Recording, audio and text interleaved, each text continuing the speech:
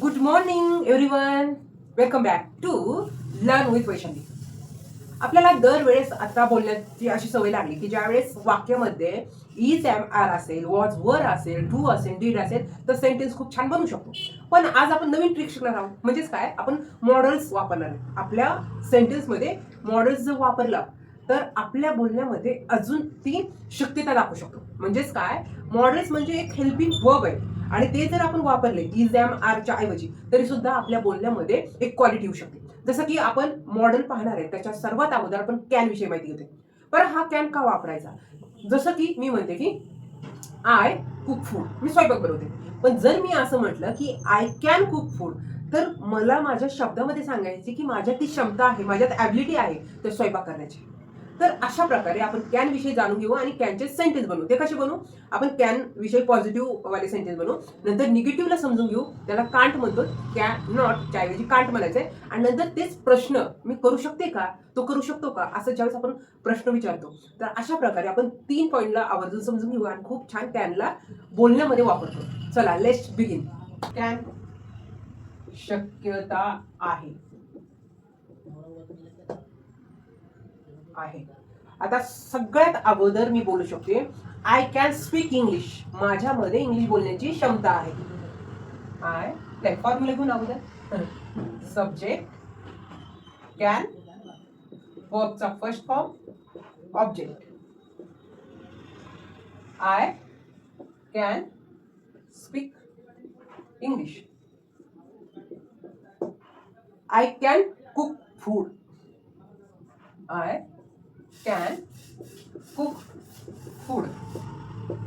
I can drive a car. मी गाडी खूप छान चालू शकते, माझ्यात ती क्षमता आहे. I can drive a car. नंतर मी म्हणू शकते की I can read English book. I can read English book. Swim. मी खूप छान, माझ्यामध्ये ती क्षमता आहे पोहण्याची. I can swim. आता मला कॅनचे सेंटेन्स लक्षात येण्यासाठी एकच गोष्ट लक्षात ठेवायची की आपण बोलण्यामध्ये आपली क्षमता दाखवतो त्यावेळेस आवर्जून आपण कॅनचा उपयोग करायचा. आता आपल्याला हेच सांगायचं की मी नाही करू शकत, I cannot swim, me swimming करू शकत नाही. तर आपल्या फॉर्म्युलामध्ये आवर्जून वापरायचं आहे सब्जेक्ट, इथं कॅन नॉट आणि नंतर वर्ब, नंतर ऑब्जेक्ट. आय कांट, या दोन्हीला mix. I can't swim. I can't speak English, मी बोलू नाही शकत आता सध्या तरी. I can't speak English. I can't walk because of rain.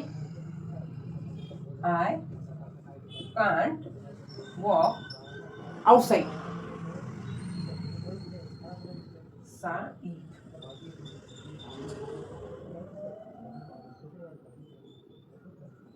त्यावेळेस सांगायचं की मी इंग्लिश बोलू शकते. मी सॉरी फ्रेंड्स, कारण मला अर्जंट एक क्लायंट आलं आणि माझं मध्येच जो व्हिडिओ मी म्हणजे एडिट करण्यासाठी चालू ठेवला होता किंवा शूट करण्यासाठी चालू ठेवला होता तो मध्ये स्टॉप झाला आणि एक कॉल आल्यामुळे पण तो कट होऊन गेला. तर मी खरं तर मला असं वाटलं व्हिडिओ चालू आहे म्हणून मी कंटिन्यू शिकवत राहिले. पण काय झालं, नंतर मी चेक केलं त्यावेळेस कळलं की मी जो हा तुम्हाला चॅप्टर म्हणजे सांगण्यासाठी तयार झाले ना त्यावेळेस ते शूटच नाही झालं. तर मी आता परत ते रिपीट तुम्हाला सांगण्याचा प्रयत्न करते. आपल्याला एखादं सेंटेन्स, एखादी गोष्ट जर खूप छान येत असेल तर ते सांगण्यासाठी सुद्धा एवढं कन्फ्युजन नाही होत. जसं की मला कॅन खूप छान समजलाय की आपली क्षमता सांगण्यासाठी आपण ते सेंटेन्समध्ये वापरू शकतो आणि खूप छान इंग्लिशमध्ये बोलू शकतो. तर हा कॅन सब्जेक्ट, वर्ब आणि ऑब्जेक्ट काय का म्हणून लिहिलं होतं, तर आपण ज्यावेळेस म्हणतो मी करू शकते का, तो करू शकेल का, ती काम करू शकते का, मी येऊ शकेल का, ज्यावेळेस आपण असे प्रश्न विचारतो त्यावेळेस आपण कॅनला सुरुवातीला घेऊन नंतर सब्जेक्ट, नंतर वर्ब आणि ऑब्जेक्ट. जसं की मी आता सांगितलं होतं की तो मला मदत करू शकेल का, मला असं वाटते कारण त्याच्यात कॅपॅसिटी आहे का नाही म्हणून मी प्रश्न विचारते की कॅन ही हेल्प मी, तो मला मदत करू शकेल का. नंतर सेंटेन्स घेतला मी की ती माझ्या घरी येऊ शकेल का, तर he can she come at my home. ती माझ्या घरी येऊ शकेल का, हा सेंटेन्स आवर्जून आपण घेतलाय, कारण ती येऊ शकेल का, मला हा प्रश्न पडलाय, तर मी अशा प्रकारे सेंटेन्स बनवू शकते. नंतर मला हे सांगायचं की तो अभ्यास करेल का, तर ही कॅन स्टडी. नंतर आपण बोलू शकतो की तो गाडी चालू शकेल का, तर can he dry a car. नंतर तो मला कॉल करू शकेल का, तर कॅन ही कॉल मी. नंतर मी लवकर उठू शकेल का, हा मला स्वतःला प्रश्न विचारायचा आहे, तर मी म्हणते कॅन आय वेकअप अर्ली, मी उठू शकेल का. आता हे ज्यावेळेस कॅन मॉड्यूल्स आपण वापरतो त्यावेळेस आपले जे आहेत subject, I, we, you, they, she, he, she, it, ह्या सगळ्यांसाठी कॅन आपण खूप छान वापरू शकतो आणि सेंटेन्स बनवू शकतो. तर कॅन मला खूप आवडतो, कारण कॅनला समजून घ्यायला खूप छोटी ट्रिक यूज केली की कॅन परमनंट लक्षात राहतो आणि कॅनचे सेंटेन्स आपण खूप छान बनवू शकतो. तुम्ही सुद्धा आज तुम्ही तर नक्कीच कॅनचे सेंटेन्स बनवा, ॲटलिस्ट 20 तरी लिहून काढा.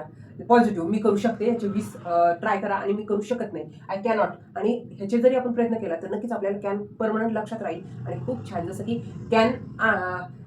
कॅन यू हेल्प, तुम्ही मला मदत करू शकता, असं ज्यावेळेस मी म्हणेल त्यावेळेस तर नक्कीच मदत करू शकता. माझा व्हिडिओ पाहताय तर नक्कीच तुम्ही लाईक करा, आणि जे नवीन आहे ते सबस्क्राईब करा, कारण तुमचा एक लाईक एक सबस्क्राईब मला खूप छान एनकरेज करतं नवीन रोज टॉपिकसाठी. तर भेटू नेक्स्ट व्हिडिओ. बाय.